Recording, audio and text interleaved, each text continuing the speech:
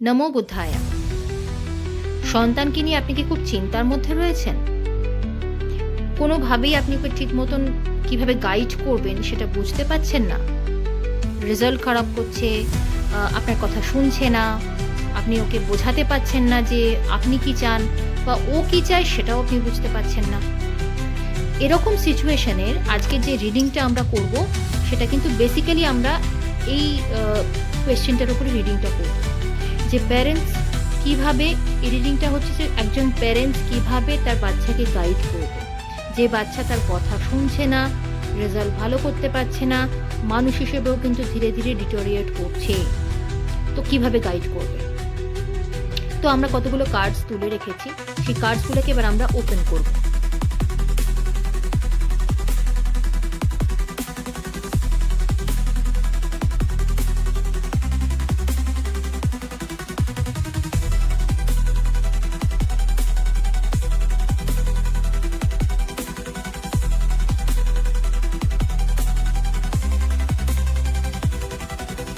These are the cards, ওকে।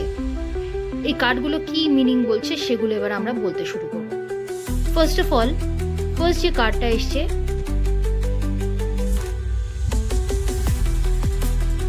দেখতেই পাচ্ছেন এই কার্ডটা শো করছে যে একটা মানুষ দেখতে পাচ্ছেন যে হেঁটে যাচ্ছে, সামনে একটা বড় কিন্তু খাদ রয়েছে, সে মানুষটা কিন্তু সেটা খেয়াল করছে না।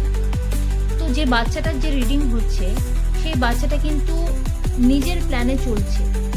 সামনে যে বড় একটা ফাড়া রয়েছে, সেটা পড়াশোনাই হোক বা যে কোনো দিক থেকে হোক, ওর যে ক্ষতি হচ্ছে সেটাও খেয়াল করছে না। ও কিন্তু অ্যাম্বিশন ওর আছে, ও চাইছে কিছুভাবে এগোতে, ও অনেক দূর যেতে চাইছে, কিন্তু ব্লাইন্ডলি যেতে চাইছে, সামনের রাস্তাটাকে ও খেয়াল করছে না। সেকেন্ড জিনিস, স্টেপ বাই স্টেপ পা ফেলে ফেলে কিন্তু এগোলে ওর পক্ষে ভালো, তাহলে ও উন্নতি করতে পারবে। Third card, dream. ও একটা ড্রিম দেখছে, ও কিন্তু নিজস্ব ওর একটা ড্রিম আছে, সেটা হয়তো আপনার সাথে শেয়ার করতে পারছে না ভয়, কারণ ওর যে স্বপ্ন সেটা হয়তো আপনার সাথে মেলে না।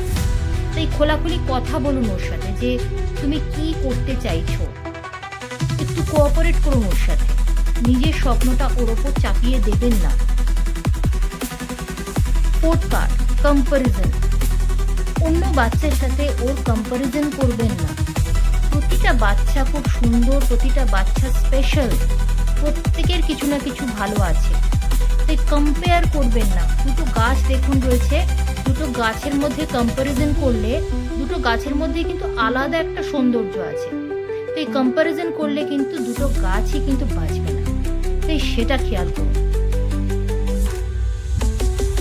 দ্য রেবেল কার্ড হচ্ছে যে বাচ্চা, তার মধ্যে প্রচুর ক্যাপাসিটি আছে, ও নিজের পায়ে দাঁড়াবে, নিজের উপর বিশ্বাস আছে, কিন্তু এই দেখুন চেন দিয়ে যে বেঁধে রেখেছে, চেনটা কিন্তু পা ছড়িয়ে দিচ্ছে, চেন ও রাখতে চাইছে না। ওকে আপনি জোর করে বেঁধে জোর করে কিছু করাতে পারবেন না। ওকে ঠান্ডা মাথায় ওকে জিজ্ঞাসা করুন ও কি চায়, ওকে বোঝান।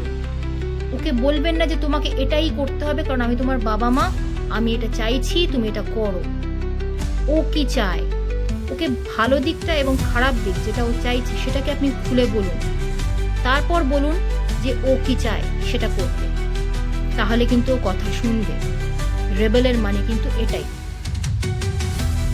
এখন যে ওর যে এক্সপিরিয়েন্সটা হচ্ছে, এই এক্সপিরিয়েন্সটা কিন্তু মেনলি ওর ক্যারিয়ারের জন্য ভালো। এখন যদি ও ধাক্কাটা খায়, ও কিন্তু ঘুরে দাঁড়াবে এবং ঘুরে দাঁড়িয়ে পড়াশোনাটা করে ওর রেজাল্টও করবে এবং নিজেকে আরো বেটার করবার চেষ্টা করবে, নট অনলি রেজাল্ট, মানুষ হিসেবেও।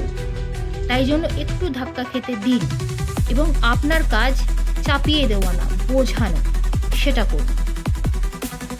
ওর একটা সাইকোলজিক্যালি এফেক্ট হচ্ছে, যেহেতু আপনারা বারে বারে বলেন যে তুই পাস্টেও এরকম আমাদের কথা শুনিসনি, তার জন্য তুই ফেলিয়ার হয়েছিস। পাস্টটাকে ও ভুলতে পারছে না, সেটার দায়িত্ব কিন্তু আপনাদের প্যারেন্টসদের, ওকে ভোলাবার, যে past is past, what ever is going on সেটার উপরে ফোকাস করো। And the last card is patience. Patience রাখতে হবে বাচ্চার ওপর, আপনাকেও এবং বাচ্চার নিজের ওপর। তাহলে কিন্তু এই যে পুরো সিনারিওটা রয়েছে, এইটাই হচ্ছে আপনি কিভাবে নিজের বাচ্চাকে গাইড করবেন সেটার উপরে রিডিং। যদি ভালো লেগে থাকে অবশ্যই কমেন্ট বক্সে জানান, যদি কোনো কনফিউশন থেকে থাকে তাহলেও কমেন্ট বক্সে জানান। ভালো থাকবেন। নমো বুদ্ধায়া।